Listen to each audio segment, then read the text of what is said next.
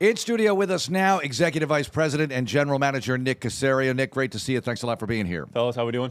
Great. We have a short week here. Very quick turnaround to get ready for Week 8 with the 49ers. First, take us through some of the elements of the Seattle game. I know it didn't go according to plan, of course, but you have a short time to rebound from it. Yeah, the bottom line is we just missed some opportunities. Had plenty of them in the game. Ultimately came down to kind of our execution in some critical situations, kind of some short yardage situations in the field of play, and then down there in the goal line, couldn't get the ball in the end zone. Kept ourselves in the game because we took the ball away 4 times on defense, so you're starting to see a little bit of an increase and a pickup in that area, which has been a point of emphasis. And then just situationally, we just got to be able to execute a little bit better, third down, kind of red area. So overall, similar to some of the games that, we've come up short, gave ourselves a shot, just didn't do enough, wasn't clean enough. So we just got to get some things fixed that are pertinent, necessarily more to the Texans, not necessarily about the opponent. Nick, what does it say about this team that it was able to, in a game where it looked like if you're just watching without a score bug, you're like, oh, man, Seattle's probably up 3 touchdowns, that you guys were able to stay in the game? What do you think it does say about this team? Yeah, we did enough to keep ourselves in a game. I think it speaks to the mentality and the mindset of overall players. In the end, it's just going to come down to our execution. So just got to do it consistently enough and just take advantage of the plays that present themselves. But our competitiveness, our toughness, we're going to fight, we're going to battle. We've done that all season. This comes down to some of the details and some of the finer points relative to execution. You go into the game, no Christian Kirk. He was injured during the week, and Nico goes out during the game. It forces other guys up. What about the pass catchers and CJ's passing game in general? Yeah, Dalton had one of the better games that he's had since he's been here, so he was kind of a big part of the passing game. And then, Noll went in there and made some plays, took advantage of his opportunities, gave us some chunk plays. So whomever is available for the game this week, we'll try to put them in a position where they can help us. So it's just going to be, it's not going to be about one individual. It's going to be collectively 11 guys doing the right thing on both sides of the ball. Nick, I know, like you just said, it is collective, but it felt like watching last night, Kalen made a number of big plays. There was so much talk about the explosives throughout the week.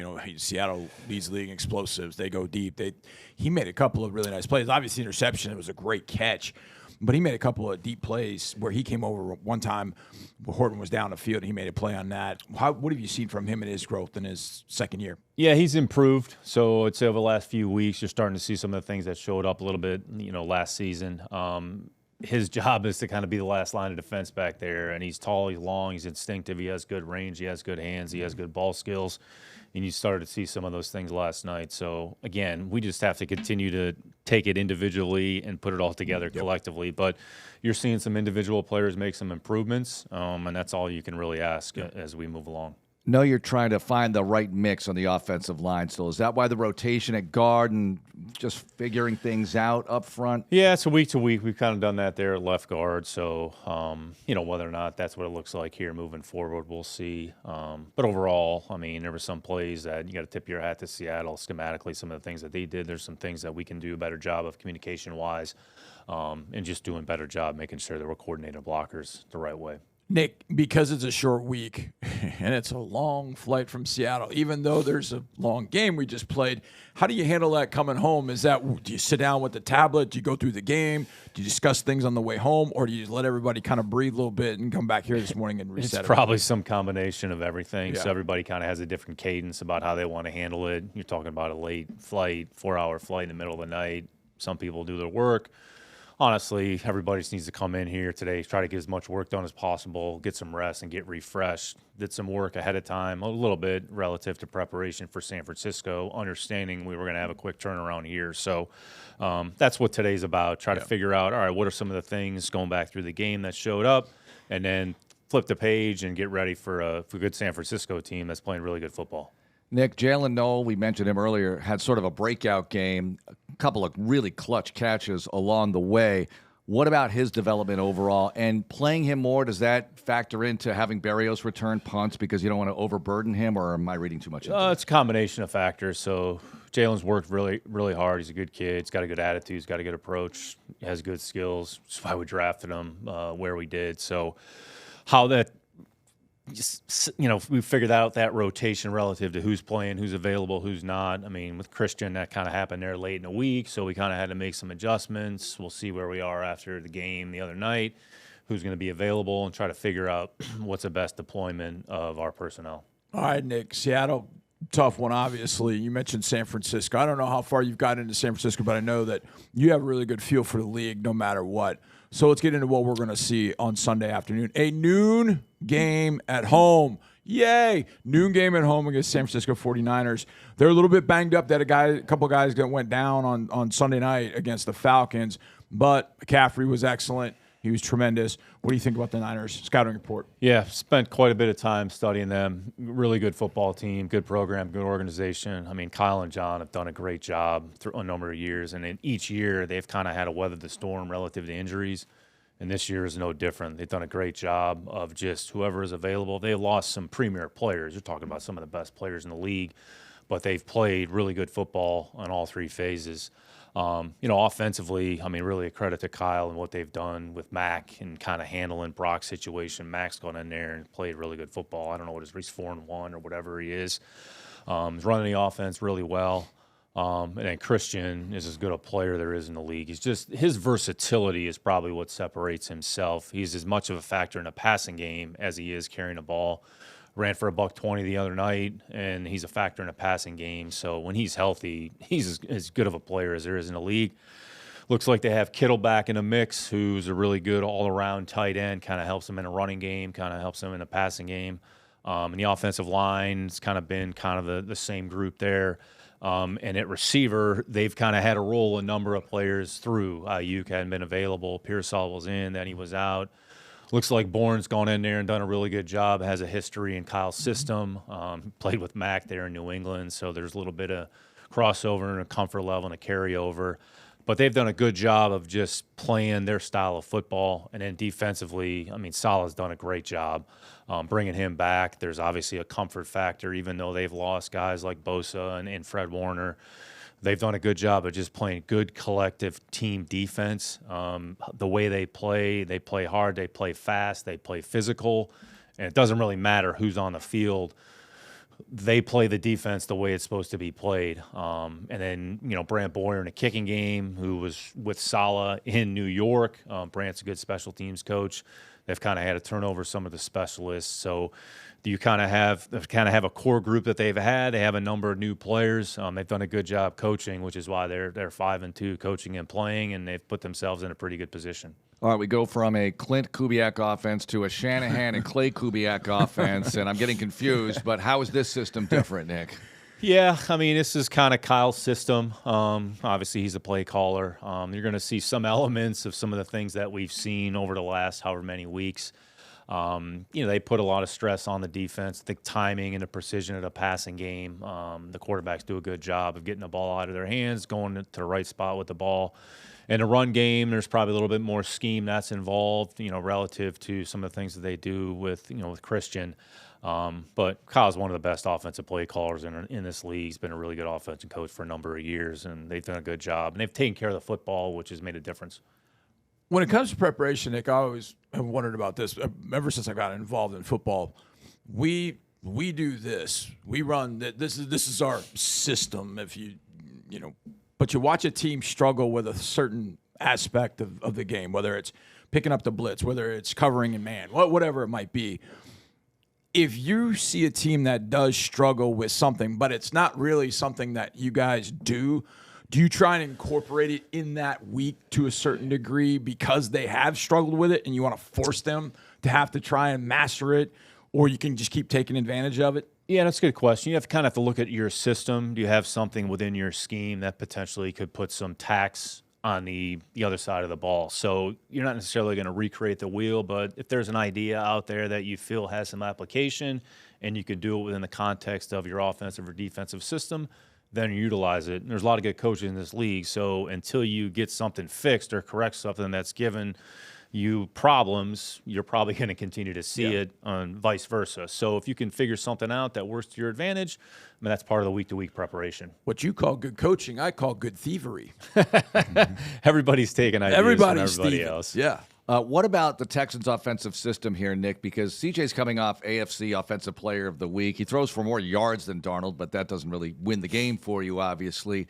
What is it? What do you want it to look like as an organization consistently? Yeah, I think the big thing is going back to the game the other night is just production on first down. When you have good production on first down, then it puts you in a position where you have a little bit more flexibility. When you're in second and long and third and long situations, there's only so many things that you can do.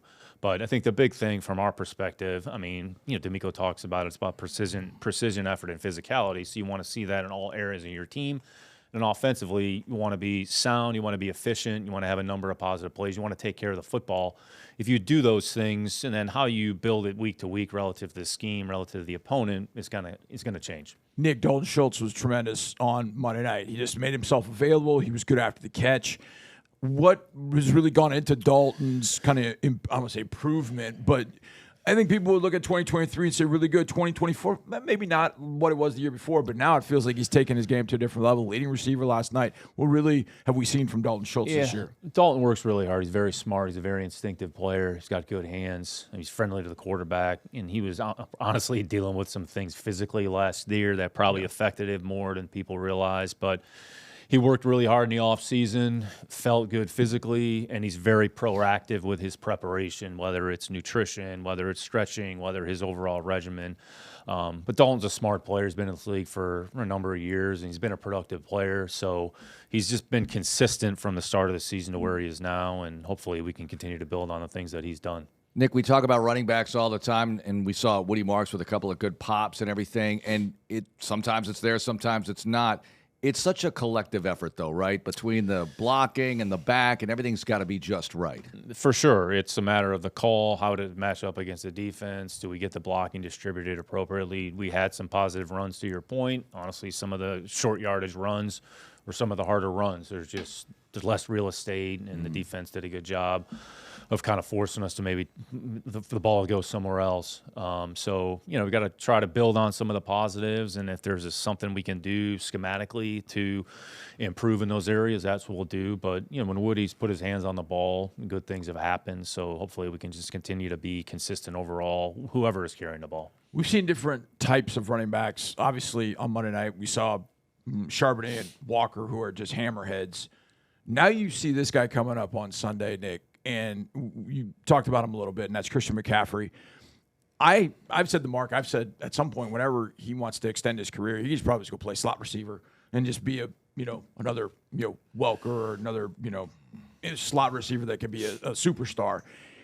Why is he such a problem, and how does it force the defense into?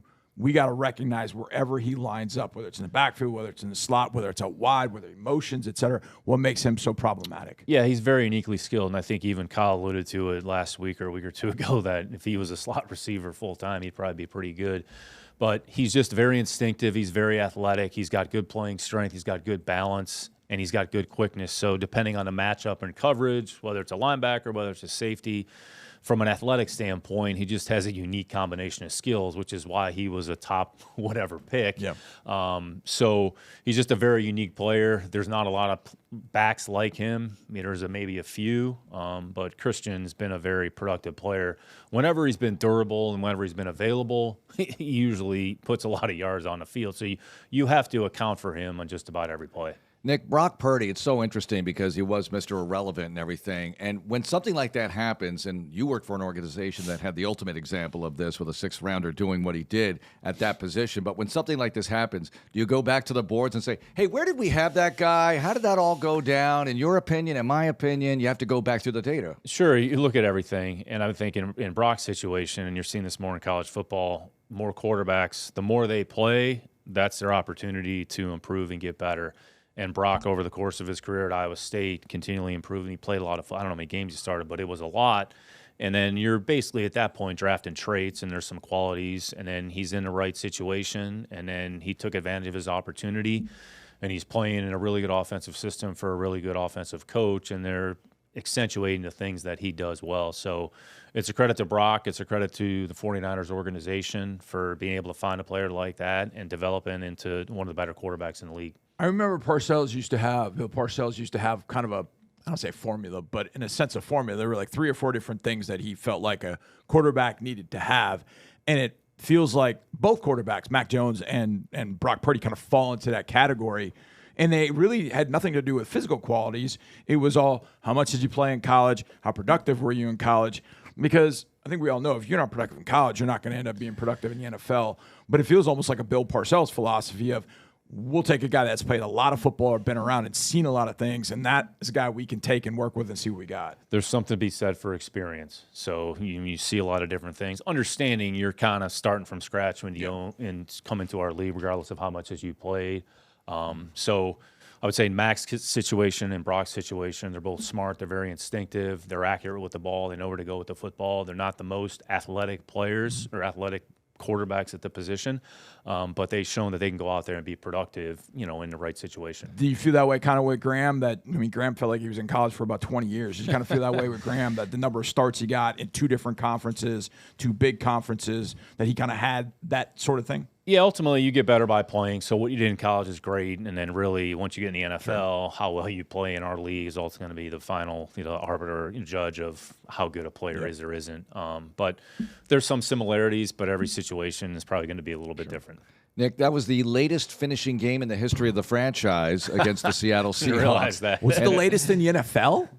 In history, I don't know. Probably not in history, but it was late. It was late because we had the Chargers game, but this was later. Okay, this ended later for whatever reason, and you have the long trip back. But my question is this about everybody in the organization who contributes to recovery for the players, because you lose Tuesday, basically, because everybody's got to recover. And Wednesday, you can't have a regular Wednesday, so it really does tighten up the week an awful lot for everyone. Yeah, this week, as much as anything, will be about recovery and just getting the players back to a capacity where they can go out there and play on Sunday. So how we manage practice, what you do during the course of the week, our lifting, our training, our stretching, hot tub, cold tubs, whatever regimen or program that you've on. Hopefully you establish your routine at this point, because these are the weeks you're really kind of rely on it and are going to need it. But ultimately, it's just about getting the players as healthy and fresh, as ready to go as they can be on Sunday at 12 o'clock when we kick off. And getting back home, does it make it a little bit easier, the fact that it is back home and we are home for a few weeks so we can kind of get settled in a little bit? At least when I get on a plane and go play somewhere else after feels like we've Monday been doing that game. for a while. But, we played a number of games on the road, so it'll be good to be home here over the next 3 weeks. Big thing will just be about playing good football. So, the fans will be excited if we play good football, so that's our responsibility here over the next few weeks. I had a general question, and this is probably better for another visit, but Johnny brought up Parcells, and Parcells is a big influence on a lot of people, but huge influences, Bill Belichick, Bill Walsh, the Shanahan tree, that whole thing, and then the Patriot tree, all the trees, Nick. But give me a coach or two, in your opinion, that's underrated in their influence of the game, that might have coached in the 70s, 80s, 90s, that is still felt today in terms of being influential to the way people do business in this league. Yeah, when you really go back to the passing game, you talk about Don Coryell. And the whole notion of Eric Coryell. So, the passing game kind of, I'm going to say, not started with him. So it was Coach Coryell and Coach Walsh. And then you've kind of seen an evolution through the years. Joe Gibbs is a Coryell disciple. Coach Gibbs, Coach Walsh, and then Coach Reed once he kind of started down that road. So I'd say Don Coryell in the passing game, talking about with Fouts and Winslow and Wes Chandler. Those were some of the better offenses over the course of the history of our game. So there's a lot of trees, there's a lot of branches, so everybody kind of has to figure out what works for them. But there's a lot of great coaches that have been in this league, and hopefully we've all had an opportunity to learn from them in some capacity. Yeah, it's funny. We talk about the Shanahans and the Kubiaks and all that, but you're going to look at a Seattle offense on Monday night that's going to look maybe not totally different, but it's going to look different from the one that Shanahan runs. It's funny they come from the same tree, but yet the branches kind of take you in all these different directions. And McVay's offense is different than Shanahan's, and Shanahan's is different, and you guys understand that with the Patriots, guys that went their different ways and kind of took their offense and modified it as well. The reality is it's all catered to kind of what your personnel is. So who do you have on your team? The things that Charbonnet and Walker do are different than the things that C-Mac does. Yeah. So you just have to figure out what do you have on your team, how do you best deploy those people. The system's a system, but you're going to have certain elements that are going to be specific to the players that you have on your team. On Monday night, special teams had a couple of really big plays. One of those, in fact, he almost blocked one earlier, so I was pretty confident that he might get another one. It was Denico Autry, but he also gave you some good defensive reps. I don't know what his play count was, but Nick, what did you think of Nico and what did he give you on Monday night? Yeah, good to have him back. Gives us some front flexibility. Can play in the edge, can play inside, give us some rush. And he, to your point, he was close on more than one. Has a good sense and timing and knack for that. So it's good to have Denico back. There'll be some other players here that will probably get back over the next few weeks. So we're going to need everybody. So I mean, their responsibility and job will get themselves ready to go and hopefully make a contribution to winning football. All right, final question. It's personal. Can you sleep on planes, Nick? Oh, yes and no. Yeah. I think it's depending on where my head is, where my mind is. So I was able to get a little rest there on the plane the other night. So kind of feel good and ready to go and try to get some work done here today and just kind of keep the train moving along. Okay, looking forward to Sunday. Thanks a lot, Nick. We appreciate it. Thanks, fellas.